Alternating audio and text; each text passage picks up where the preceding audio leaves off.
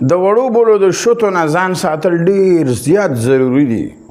پیغمبر علیه الصلاة والسلام فرمایي استنزهوا عن البول فإن عامة عذاب القبر منه.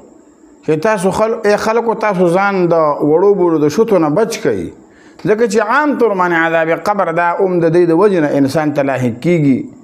د دې وجه دا چې اکثر خلک ډیر زیات بې احتیاطي په دې مسله کې کوي. ورشي جومات ته یا یو ځای دلته کې واړه بولو کی او اودس وچنه کی. اکثر خلک جومات ته چې ورسي استنجا خانو ته هلته کې واړه بولم پکې وکي او بیا استنجا هم هلته کې وکي په اوبو باندې اودس وچنه کی.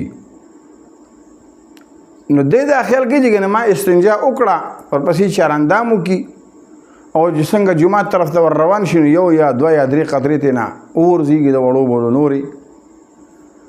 نو دې قطرو ته علم نی، لیکن د اودس هم مات شي او د ورسره کپړې هم پلیتې شي.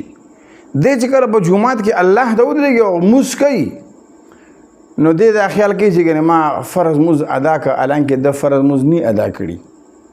د اودس هم مات او د ورسره کپړې هم پلیتې.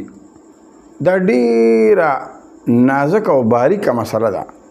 محترم ډیر خلک په دې کې مبتلا دي، په دې لوی مصیبت کې چې د اودس د اچولو خیال نه ساتي.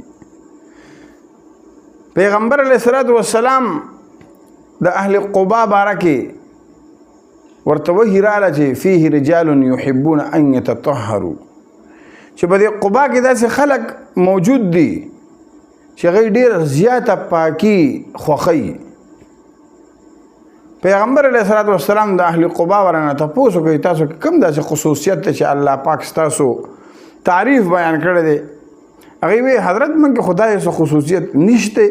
پیغمبر علیه السلام ته وفرمایي چې نه، الله پاک ستاسو تعریف فرمایلی دی.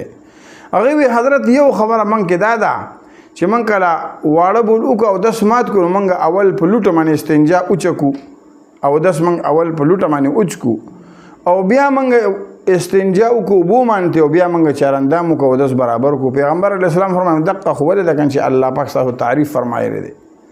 محترمو د وړو بولو څاڅکو نه ځان ساتل ډېر زیات لازمي دي. چې سړی واړه بول کوي په کار دی داسې اوچت ځای یې کښېني او په کته باندې واړه بول داسې کوي چې کته طرف ته ځي چې دته شوتی نه راځي. او چې کله دی اودس مات کي نو بیا اودس اچول ډېر زیات ضروري دي. دا لازمي خبره ده. استنزهوا عن البول، پیغمبر صلی الله علیه وسلم فرمایي خلکو ځان د وړو بولو نه بچ کوي.